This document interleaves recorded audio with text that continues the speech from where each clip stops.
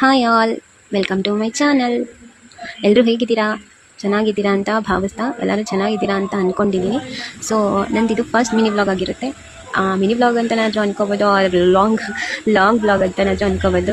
So ಇಲ್ಲಿ ನಾನು morning ಅಂದರೆ ಡೈಲಿ ರೊಟೀನಲ್ಲಿ ನಾನು ಏನು ಮಾಡ್ತೀನೋ ಅದನ್ನೇ ಇಲ್ಲಿ ತೋರಿಸ್ತಿರೋದು. ಸೊ ಮಾರ್ನಿಂಗ್ ನಾನು ಎದ್ದಿದ ತಕ್ಷಣ ಕೃಷ್ಣನಿಗೆ ಕೃತಜ್ಞತೆ ಹೇಳ್ತೀನಿ, ಪ್ರತಿಯೊಂದಕ್ಕೂ ಕೃತಜ್ಞತೆ ಹೇಳ್ತೀನಿ. ನಾನು ಇಷ್ಟು ಅದ್ಭುತವಾದ ಜೀವನ ನನಗೆ ಕೊಟ್ಟಿದ್ದೀರಾ, ಥ್ಯಾಂಕ್ ಯು ಸೋ ಮಚ್ ಅಂತ ಪ್ರತಿಯೊಂದಕ್ಕೂ ನಾನು ಕೃತಜ್ಞತೆ ಹೇಳ್ತೀನಿ. ನೆಕ್ಸ್ಟ್ ಅದಾದಮೇಲೆ ಅಮ್ಮ ಭೂಮಾತೆಗೆ ನಾನು ನಮಸ್ಕಾರ ಮಾಡಿ, ಅಮ್ಮ ನಾನು ನಿಮ್ಗೆ ದುಡಿತಾ ಇದ್ದೀನಿ, ನನ್ನ ಭಾರ ಎಲ್ಲ ನಿನಗೆ ಕೊಡ್ತಾ ಇದ್ದೀನಿ, ದಯವಿಟ್ಟು ನನಗೆ ಕ್ಷಮಿಸು, ನಿನಗೆ ನೋವಾಗ್ತಿದೆ, ನನಗೆ ದಯವಿಟ್ಟು ನನಗೆ ಕ್ಷಮೆ ಮಾಡು ಅಂತ ಕೇಳಿಕೊಂಡು ನೆಕ್ಸ್ಟು ನಾನು ಹೋಗೋದೆ ಕಿಚನಿಗೆ ನಾನು ಡೈರೆಕ್ಟ್ ಹೋಗೋದು.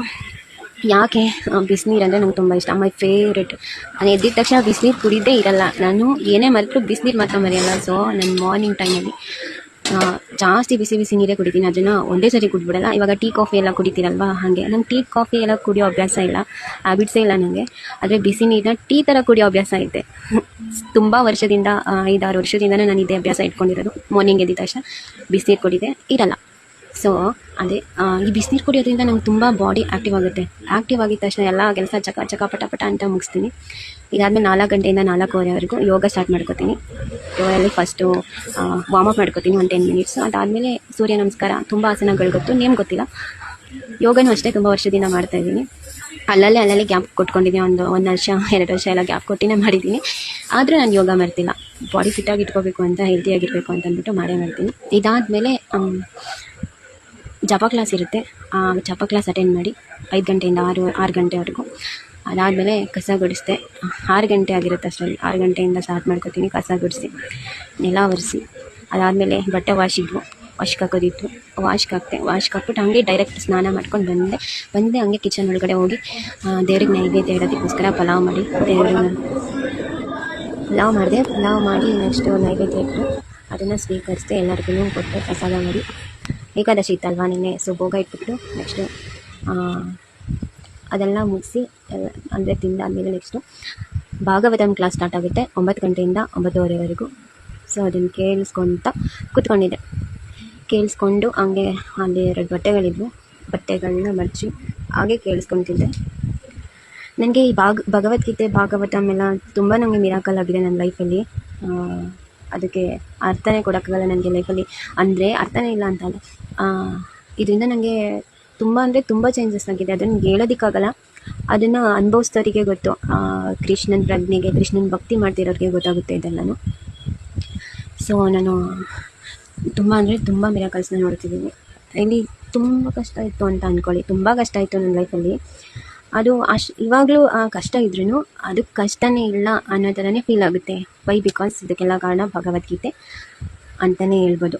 ಯಾಕೆ ಅಂದರೆ ನಮಗೆ ಈ ಕಷ್ಟಗಳನ್ನೆಲ್ಲ ಹೇಗೆ ಮ್ಯಾನೇಜ್ ಮಾಡೋದು, ಇದರಿಂದ ನಾವು ಹೆಂಗೆ ಹೊರಗಡೆ ಬರೋದು ಅಂತ ಭಗವದ್ಗೀತೆ ಇದೆ. ಸೊ ಅದನ್ನು ಆ ಜ್ಞಾನ ತೊಗೊಂಡಾದ್ಮೇಲೆ ಅದೆಲ್ಲ ನನಗೆ ಈ ಕಷ್ಟ ಇದ್ರೂ ಸಣ್ಣ ಪುಟ್ಟದ್ದು ಅಂತ ಅನಿಸುತ್ತೆ. ಸೊ ಚಿಕ್ಕದು ಅಂತ ಮ್ಯಾಟರ್ ಆಗುತ್ತೆ ನನಗೆ. ಹಾಗಾಗಿ ನಾನು 5:15ಗೆ ಎದ್ದೇಳ್ತೀನಿ, ಅಂದರೆ 5 ಗಂಟೆ ಜಪ ಕ್ಲಾಸ್ ಮುಗಿಸಿ 5:15ರಿಂದ ಭಗವದ್ಗೀತೆ ಕ್ಲಾಸ್ ಸ್ಟಾರ್ಟ್ ಆಗುತ್ತೆ. ಶ್ಲೋಕಗಳೆಲ್ಲ ಶ್ರವಣ ಮಾಡಿ ನೆಕ್ಸ್ಟು ನಾನು ಡೈಲಿ ರೊಟೀನ ಸ್ಟಾರ್ಟ್ ಮಾಡ್ತೀನಿ. ನೋಡಿ, ಆವಾಗಲೇ ಭಾಗವತಂ ಕ್ಲಾಸು ಸ್ಟಾರ್ಟ್ ಆದಾಗ ಬಟ್ಟೆ ಮಡಿಸ್ತಿದ್ದು, ಸೊ ಬಟ್ಟೆ ಮಡಚಿ ಇಡ್ತಾಯಿದ್ದೀನಿ. ನಿಮ್ಗೇನಾದರೂ ಭಗವದ್ಗೀತೆ ಕ್ಲಾಸು ಹೇಗೆ ಇದೆಲ್ಲ ಮಾಡೋದು ಅಂತ ನಿಮ್ಗೇನಾದರೂ ತಿಳ್ಕೊಬೇಕು ಅಂತ ಅನಿಸಿದ್ರೆ ಕಮೆಂಟ್ ಮಾಡಿ, ನಾನು ಹೇಗೆ ಅಂತ ಹೇಳ್ತೀನಿ ಅನ್ನೋದಕ್ಕಿಂತ ನಿಮಗೆ ಅದಕ್ಕೆ ತೊಗೊಂಡೋಗಿ ಜಾಯಿನ್ ಮಾಡಿಸ್ತೀನಿ, ನೀವು ನಂತರ ಮಿರಾಕಲ್ಸ್ನ ನೋಡ್ಬೋದು, ಓಕೆನಾ? ಸೊ ಭಾಗವತಂ ಕ್ಲಾಸ್ ಕೇಳಿಸ್ಕೊಂಡೇ ಬಟ್ಟೆ ಎಲ್ಲ ಮಡಚಿ ಇಟ್ಟೆ. ನಿಮ್ಗೇನಾದರೂ ಇಂಟ್ರೆಸ್ಟ್ ಇದೆ ಖಂಡಿತವಾಗ್ಲೂ ಹೇಳಿ ನನಗೆ, ಹೆಂಗೆ ಮಾಡೋದು ಅಂತ, ನಾನು ಹೇಗೆ ನಿಮ್ಮನ್ನ ಜಾಯಿನ್ ಮಾಡಿಸ್ಬೋದು ಅಂತ ಹೇಳ್ತೀನಿ. ಇಂಟ್ರೆಸ್ಟ್ ಇದೆ. ಮತ್ತು ಎಲ್ಲ ಕ್ಲಾಸ್ ಮುಗಿದಾದ್ಮೇಲೆ ಬಟ್ಟೆ ಎಲ್ಲ ವಾಶ್ ಆಗಿತ್ತು, ಸೊ ಹಾಗೆ ತಗೊಂಡೋಗಿ ಡ್ರೈ ಹಾಕ್ಬಿಟ್ಟು ಬಂದೆ. ಮತ್ತು ಸ್ವಲ್ಪ ಕಿಚನಲ್ಲಿ ಕೆಲಸ ಇತ್ತು, ಬಟ್ ಪಾತ್ರೆ ಎಲ್ಲ ಜೋಡಿಸಿಟ್ಟೆ. ಅದಾದಮೇಲೆ ರೆಸ್ಟ್ ಮಾಡಿದೆ, ಕಣ್ಣು ಮುಚ್ಕೊಂಡ್ರೆ ನಿದ್ದೆ ಬಂದರೆ ಆಮೇಲೆ ಫುಲ್ ಲೇಸಿ ಆಗ್ಬಿಡ್ತೀನಿ. ಸೊ ಅದಕ್ಕೆ ನಾನು ಆ ಟೈಮಲ್ಲಿ ನಿದ್ದೆ ಮಾಡಲ್ಲ. ನಿದ್ದೆ ಮಾಡಿದ್ರೆ ಫುಲ್ ನಿದ್ದೆ ಮಾಡಬೇಕು. ನಿದ್ದೆ ಮಾಡಿದ್ರೆ ಒಂದು 3 hours ನಿದ್ದೆ ಮಾಡಿಬಿಡ್ತೀನಿ, ಅದಕ್ಕೆ ನಿದ್ದೆ ಮಾಡ್ತೀನಿ. ಆಮೇಲಿಂದ ಡೈಲಿ ನನಗೆ ಧ್ಯಾನ ಮಾಡಿ ಅಭ್ಯಾಸ, 1 hour ಧ್ಯಾನ ಮಾಡ್ತೀನಿ. ಅವಾಗೆಲ್ಲ 3 hours ಎಲ್ಲ ಕುತ್ಕೊಂಡು ಧ್ಯಾನ ಮಾಡ್ತಿದ್ದೆ. ಈಗ 1 hourಗೆ ಕಂಟಿನ್ಯೂ ಮಾಡ್ಕೊಂಡು ಹೋಗ್ತಾ ಇದ್ದೀನಿ. ಸೊ ನಾನು 3 years ಬ್ಯಾಕಿಂದಲೂ 3 years ಅಂದರೆ ಸ್ವಲ್ಪ ದಿನ ಗೊತ್ತಿಲ್ಲ. ಅದಾದಮೇಲೆ ನನಗೆ ಪಿರಮಿಡ್ ಧ್ಯಾನ ಅಂತ ಸಿಕ್ಕಿದ್ದು. ಅಲ್ಲಿ 3 hours ಮೆಡಿಟೇಷನ್ ಮಾಡಿದ್ರೆ ಹೆಲ್ತ್ ಇಶ್ಯೂಸು ಏನೇ ಇದ್ರೂ ಹೊರಟೋಗುತ್ತೆ. ಅಂದರೆ ಯಾವ ಥರ ನಿಮ್ಗೆ ಯಾವುದೇ ದೊಡ್ಡ ಕಾಯಿಲೆ ಇದ್ರೂ ಅದು ಅಲ್ಲಿಂದ ಹೊರಟೋಗುತ್ತೆ. ಆದರೆ ಕರೆಕ್ಟಾಗಿ ಧ್ಯಾನ ಮಾಡಬೇಕು. ಯಾವ ಥರ ಧ್ಯಾನ ಒಂದೇ ಸಿಟ್ಟಿಂಗಲ್ಲಿ 3 hours ಕೂತ್ಕೊಂಡು ಧ್ಯಾನ ಮಾಡಿದ್ರೆ ಒಂದೇನೇ ಆರೋಗ್ಯ ಸಮಸ್ಯೆ ಇದ್ದು ಅದೆಲ್ಲ ಹೊರಟೋಗುತ್ತೆ ಅಂತಂದರೆ ನಾನು ದೊಡ್ಡದು ಅಂತ ನನಗೆ ದೊಡ್ಡದು ಅನಿಸುತ್ತೆ. ಇಲ್ಲಿ ನಿಂತ್ಕೊಂಡು ಕೆಲಸ ಮಾಡೋಕ್ಕಾಗ್ತಿತ್ತು, ನಿಂತ್ಕೊಳಕ್ಕಾಗ್ತಿರಲಿಲ್ಲ, ಕೂತ್ಕೋಬೇಕಿತ್ತು, ಓಡ್ಕೊಂಡು ಅಷ್ಟು ಕಾಲು ಪೈನಿತ್ತು. ಅದೆಲ್ಲ ಧ್ಯಾನದಿಂದಲೇ ಸಾಧ್ಯ ಆಗಿದ್ದು. ನನಗೆ ಅದೆಲ್ಲ ಹೊರಟೋಯ್ತು. ಯಾರು ಇಲ್ಲದಿರೋ ಟೈಮಲ್ಲಿ ಧ್ಯಾನ ನನಗೆ ಕೈ ಹಿಡಿತು. ಇದ್ದರೂ ನನಗೇನು ಯೂಸ್ ಆಗ್ತಿರಲಿಲ್ಲ. ಸೊ ಕಷ್ಟ ಇಲ್ಲ ಅಂತ ಏನಿಲ್ಲ, ಕಷ್ಟ ಇರುತ್ತೆ. ಅದನ್ನು ಪಾರ್ ಮಾಡಿ ನಾವು ಹೊರಗಡೆ ಬರಬೇಕು. ಹಿಂಗಾಗಿ ಕೈ ಇರುತ್ತೆ. ಅದಕ್ಕೆ ನಾನೇ ಎಕ್ಸಾಂಪಲ್. ಮತ್ತು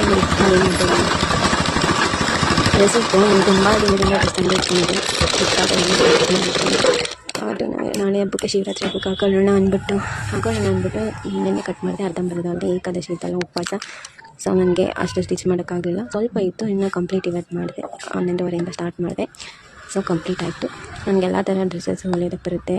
ಕಸ್ಟಮರ್ಸು ಸ್ಟಿಚ್ ಮಾಡಿ ಕೊಡ್ತೀನಿ, ಬ್ಲೌಸಸ್ಸು ಎಲ್ಲ ಥರ ಡಿಸೈನ್ಸು ಸ್ಟಿಚ್ ಮಾಡ್ತೀನಿ. ಸೊ ನೋಡಿ, ನಂದು ಡ್ರೆಸ್ಸು ಹೆಂಗಿದೆ, ಚೆನ್ನಾಗಿದೆಯಾ ನೋಡಿ, ಕಮೆಂಟ್ ಮಾಡಿ. ನಿಮ್ಮದು ಯಾವುದಾದ್ರೂ ಡ್ರೆಸ್ಸಸ್ಸು ಆರ್ ಬ್ಲೌಸ್ ಇದೆ. ಸೊ ಅಷ್ಟು ಹೇಳ್ತಾ ನಾನು ಲಾಸ್ಟಲ್ಲಿ ಒಂದು ಮೋಟಿವೇಶನ್ ಸ್ಪೀಚ್ ಕೊಡೋಣ ಅಂದ್ಕೊಂಡಿದ್ದೀನಿ. ಅದನ್ನು ಮೋಟಿವೇಶನ್ ಅಂತನಾದರೂ ತೊಗೊಳ್ಳಿ, ಬೇರೆ ಏನಂತನಾದರೂ ತೊಗೊಳ್ಳಿ.